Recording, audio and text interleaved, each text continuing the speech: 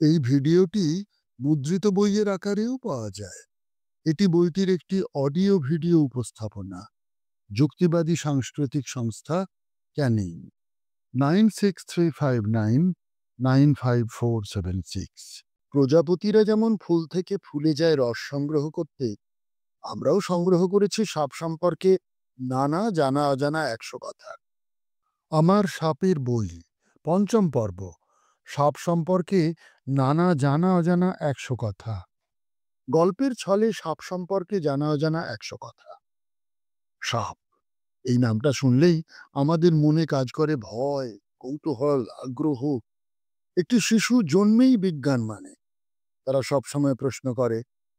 জানবে, বিজ্ঞানের জন্ম এই প্রশ্ন করা থেকে। কি, কেন, কিভাবে? সাপ সম্পর্কে ভয় দূর করে আগ্রহ তৈরি করাই আমাদের লক্ষ্য।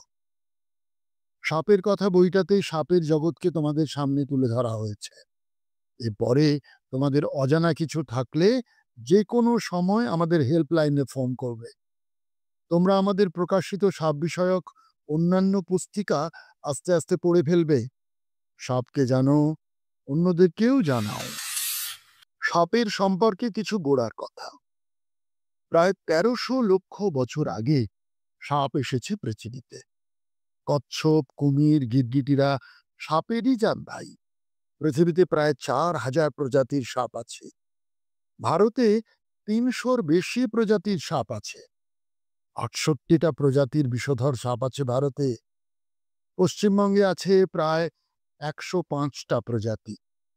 জলে, ডাঙায়, গাছে, পাহাড়ে সব জায়গাতেই সাপের দেখা মেলে। সুন্দরবন অঞ্চলে রয়েছে ২৪টা প্রজাতির সাপ। পৃথিবীর সবচেয়ে লম্বা বিষধর শঙ্খচূড় সাপ ১৭ ফুট লম্বা। পৃথিবীর সবচেয়ে লম্বা সাপ অ্যানাকোন্ডা ২০ ফুট লম্বা। পৃথিবীর ক্ষুদ্রতম সাপ পুঁই ৬ ইঞ্চি লম্বা। আন্টার্কটিকা ছাড়া সব দেশেই সাপ আছে। সাপের শরীর সম্পর্কিত জানা অজানা কিছু কথা। সাপের দেহের পাকস্থলী, ফুসফুস সহ সবকিছু লম্বাটে। সাপের দেহের ভেতরে তাপ উৎপন্ন করার ক্ষমতা নেই। সাপকে ঠান্ডা রক্তের প্রাণী বলা হয়। বেশিরভাগ সাপেরই ফুসফুস একটা। সাপেদের মূত্রথলি নেই, দিনে ২-৩ বার মলত্যাগ করে। সাপ জিভের সাহায্যে গন্ধের স্বাদ নেয়। সাপ ঠান্ডা থেকে বাঁচতে শীতকালে ঘুমোয়, একে বলে শীত ঘুম। শুধু নাক নয়, ঘ্রাণ নেওয়ার কাজে সাহায্য করে জ্যাকবসন গ্রন্থি, যা ২ চোখের মাঝে অবস্থিত। সাপের কান নেই, পেট দিয়ে মাটির কম্পন অনুভব করে। বাড়ন্ত শরীরের উপরের টাইট আবরণটা ছাড়িয়ে ফেলে, একে বলে খোলস ত্যাগ। সাপেদের চোখে পাতা নেই, কাচের মতো স্বচ্ছ আঁশ দিয়ে চোখের মণি ঢাকা থাকে। সাপ জিভ দিয়ে তাপ ও ঘ্রাণ নেয়। আঁশ জুড়ে জুড়েই সাপের শরীরের আবরণ তৈরি। সাপ বেশি দৌড়তে পারে না, ঘন্টায় ৬ থেকে ৮ কিলোমিটার।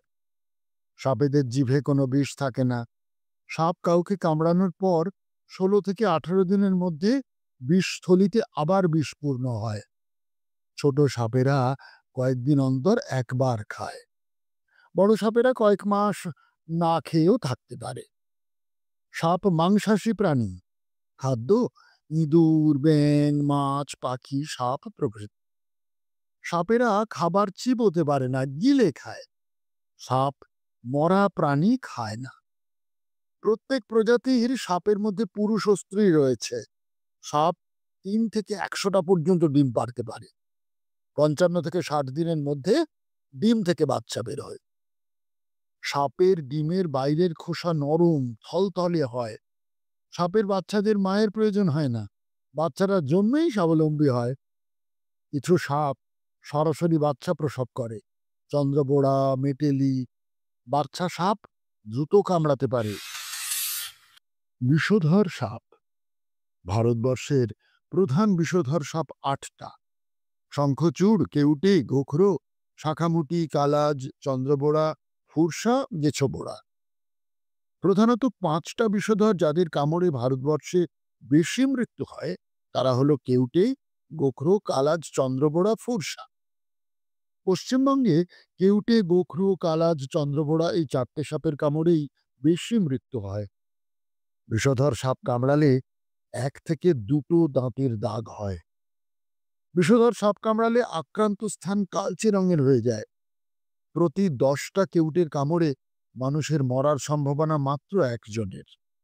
ভোরে ও সন্ধেবেলা বিষধর সাপেরা সক্রিয় থাকে। কেউটে, গোখরো, কালাজ সাপের বিষ দাঁতের পাশ থেকে বেরোয়। চন্দ্রবোড়া সাপের দাঁতের ভেতর থেকে বিষ বেরোয়। সাপের বিষ ভেনাম 2 রকমের, স্নায়ুতন্ত্র নাশকারী ও রক্ততন্ত্র নাশকারী। বিষধর সাপ কামড়ালে জ্বালা ও ফোলা বাড়তে থাকে। একমাত্র বিষধর কালাজ কামড়ালে জ্বালা যন্ত্রণা হয় না।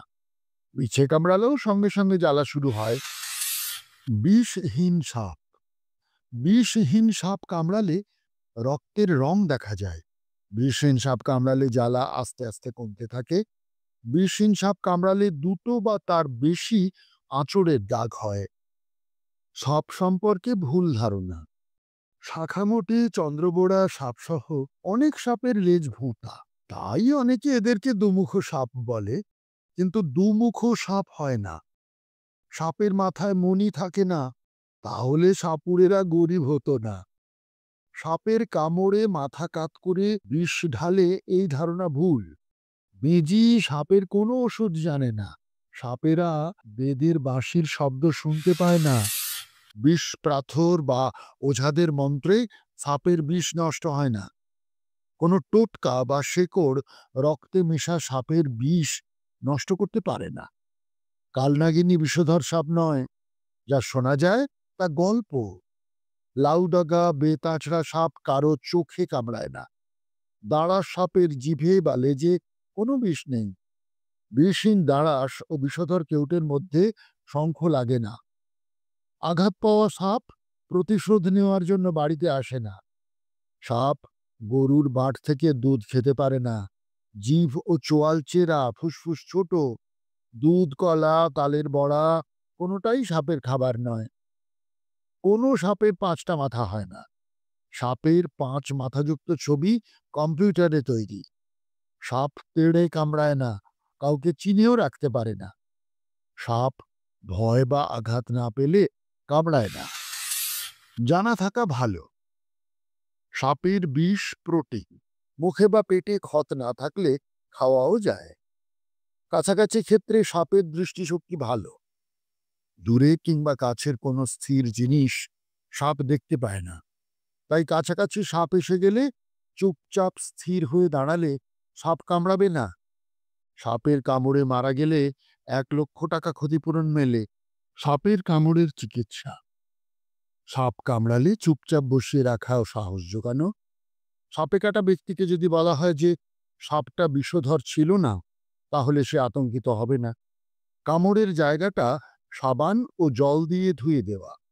কামড়ের 1 ঘন্টার মধ্যে সরকারি হাসপাতালে পৌঁছানো। সাপের কামড়ের চিকিৎসায় একমাত্র জীবনদায়ী ওষুধ অ্যান্টিভেনাম সিরাম বা এভিএস। এভিএস ওষুধ বিনামূল্যে হাসপাতালে পাওয়া যায়। 10 ভায়েল অ্যাম্পুল এভিএস দিয়ে চিকিৎসা শুরু হয়। কালাজ, কেউটে, চন্দ্রবোড়া, ফুরসা এই 4টে সাপের বিষ দিয়ে তৈরি হয় এভিএস। ঘোড়ার শরীরে অল্প অল্প সাপের বিষ দিয়ে প্রতিরোধ ক্ষমতা তৈরি হলে রক্তরস সংগ্রহ করে তৈরি হয় এভিএস। আমাদের যা যা করতে হবে: বর্ষাকালে বাড়ির আশপাশে ঝোপ মুক্ত করে ব্লিচিং ছড়াতে হবে। বাড়িতে বেড়াল বা কুকুর থাকলে সাপ ঢুকবে কম। ঘরে বা আশেপাশে ইঁদুরের গর্ত থাকলে বুঝিয়ে দিতে হবে। অন্ধকারে চলাচলের সময় টর্চ ব্যবহার করতে হবে। বিছানা পরিষ্কার করে মশারি ব্যবহার করলে কালাচের কামড় ঘটবে না। যে জায়গাটা দেখা যাচ্ছে না সেই জায়গায় হাত পা বাড়াবে না। সাপ আমাদের বন্ধু। এসো আমরা অবলুপ্তির হাত থেকে সাপকে বাঁচাতে সাহায্য করি। 10টা দাঁড়াস বা কেউটে মাসে 160টা ইঁদুর খায়। একজোড়া ইঁদুর 1 বছরে 800-র বেশি বাচ্চার জন্ম দিতে পারে। 1 বছরে ইঁদুর যে খাদ্যশস্য নষ্ট করে তাতে প্রতি বছর 10 লক্ষ মানুষকে খাওয়ানো যেত। আমাদের প্রকাশিত বই, আমরা 1990 সাল থেকে 10টারও বেশি বই প্রকাশ করে ফেলেছি। এই বইগুলির সবকটাই বিভিন্ন সাপ, সাপের কামড় এবং আক্রান্তর প্রয়োজনীয় চিকিৎসা সংক্রান্ত। বইগুলি 3টি ভাষায় প্রকাশিত: বাংলা, হিন্দি ও ইংরেজি। আমাদের প্রকাশিত মানচিত্র, আমরা সাপ সংক্রান্ত 6টারও বেশি আকর্ষণীয় মানচিত্র প্রকাশ করেছি। মূলত ভারতবর্ষে পশ্চিমবঙ্গের অন্তর্গত দক্ষিণ 24 পরগনার বিভিন্ন সাপ বিষয়ক মানচিত্র। এগুলোর আকৃতি সব 2 ফুট বাই 3 ফুটের। এগুলোকে দেওয়ালে টাঙিয়ে রাখার উপযোগী ব্যবস্থা করা আছে। কোন কোন সাপ বিষধর এবং কোনগুলি বিষহীন, সে সব তথ্য এখানে পাওয়া যাবে। যুক্তিবাদী সাংস্কৃতিক সংস্থা ক্যানিং, JSSC, ক্যানিং টাউন, ক্যানিং, দক্ষিণ 24 পরগনা, পশ্চিমবঙ্গ। আমাদের একটি ওয়েবসাইটও আছে। আমাদের হেল্পলাইন 9635995476, সাপের হেল্পলাইন।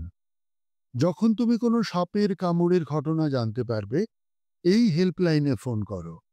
দিনে রাতে যে কোনো সময়ে 9635995476। বইগুলি প্রথম প্রকাশিত হয় 2025-এর ডিসেম্বরে। এগুলির প্রকাশক ও স্বত্বাধিকারী যুক্তিবাদী সংস্থা ক্যানিং, দক্ষিণ 24 পরগনা। বইটির বিনিময় মূল্য মাত্র 50 টাকা।